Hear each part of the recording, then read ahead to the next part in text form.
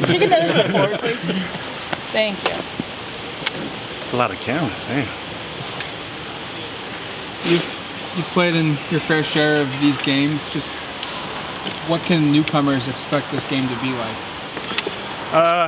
Just the biggest emphasis is, Civil War. What this game means to not only us as players, but the whole community, Eugene, as well as just all the Ducks fans out there. Just got to beat the Beavs. Have to every year. What still sticks in your mind about that 2020 game up in Corvallis in the fog? Oh, damn, yeah. Shoot.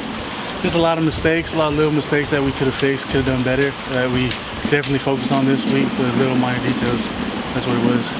How much did you see after, at the end of that one, Mase, in terms of the storming of the field of cardboard people, the parade of cars? How much do you see of that kind of stuff after, or do you not even register with it? No, it didn't register with me just because after every game, I'm always looking for my family. So that's just me, generally. Yeah. What have you seen from Oregon State's rush offense? Are there any similarities to how Utah does the same thing? Oh yeah, tons of similarities. They try to hit you with a lot of stretch, try to get us out our gaps, get us out our gaps so the running back can hit the creases up the middle. A lot of bounce back from the running backs. Just biggest thing for us is extending the edge on the OLBs and D-line getting knocked back. What do you think was the biggest turning point from the performance against Washington to last week against Utah, where you guys showed your best defensive performance of the year? Just playing as a unit, back end and up front as well. Front end got to get there, put pressure on the quarterback, as well as in the back end holding it down for us to get to the quarterback and causes havoc plays. Interceptions like Bennett had 2 of those. Getting our hands up, tipping the balls, all those things. That Oregon State offensive line's been good for a few years now. What do you see on paper that kind of makes it stand out? Say that again, sorry. Oregon State's offensive line. What stands out about it on tape? What do you see them doing well? Like I mentioned earlier, they try to get us out of our gaps, open up their shoulders, make it seem like we have that gap, and then give their running back the backside. Are these the kind of games this past week and this one that kind of much more kind of cut out for you in that role in your position, and just a more traditional kind of 4-3 looking defense or 3-4 defense where you can really be out there a lot of the same? I loved it. Just being out there, getting more than 30 plays, 40. I think I got like 46 plays last weekend. I feel like when I'm out there, I'm allowed to use my voice, because in coverage you got to be communicative. You got to talk a lot, especially at Sam, as well as mixing in pressures from the Sam, being able to blitz and rush the edge. When they're running on short yardage on 3rd and 4th down, they basically run exclusively. Yeah. The numbers just show that. Yeah. What do you see that when everyone knows it and they're still really effective at it, how are they able to do that when everyone knows it's coming? Shoot. I have no answer to that other than just up front we have to get tons of knockback. D-line did a good job of it last week, so it's got to carry over to this week, and then me, DJ, and all those edge setters got to really set the edge to give the running backs a short edge to play with.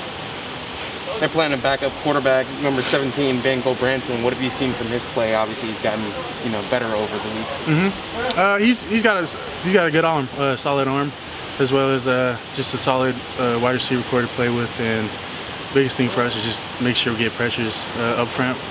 It's been sad, but we haven't had a sack in 3 weeks, and that's our biggest goal this week, is to put pressure on them and get our sacks back up. How much has that been emphasized in practice, if at all? Do the coaches use that as motivation, just reminding you guys of that? Yeah, both coaches and players. Leaders like Dorless, Taki, myself as well, Noah, and DJ. Just the biggest thing is that's our money. We got to get sacks, and we got to get paid for doing that. When you know what Dorless is doing behind the scenes in terms of what him and his family to make this year happen, what does that mean to you? You're in a similar spot in terms of life as him. So what does that mean to you? Yeah, I guess, everybody sees that as just a bigger why. Both me and Dorless have a son. Everybody knows that, and it's just every day me and Dorless come in here just ready to work, be able to provide for our sons and be able to feed them at the end of the day. Last time you guys played in a big rivalry like this, Coach Dan had the UW fight song playing on the speakers over there. Has there been any theatrics like that this week as you guys prepare for another rivalry game? For sure. He's got that third down. Is it third down chainsaw? Yeah, he got the third down chainsaw just playing all period long, and even today they brought out a real chainsaw and just walking around, just yanking it, just cranking it out loud. Well, you know, we're all annoyed from it, but I mean, that's the reason behind it, just get us riled up. You know, we're gonna hear it all game, get used to it, knock out the noise. We need to hear more about this chainsaw. Who's pulling it and who brought it? It's a mix of people. They just out there, just walking around. I'm out there watching plays, and then I hear the chainsaw right behind me. I'm scared, you know. But I mean, it's working. Like, we're all annoyed of it and we're tired of hearing this, so like we got to go put on the work on Saturday. A bit of a fun question for you. If you could give me sort of the equivalent of a Thanksgiving item to what, you know, any position on the team, like what position would be what Thanksgiving item?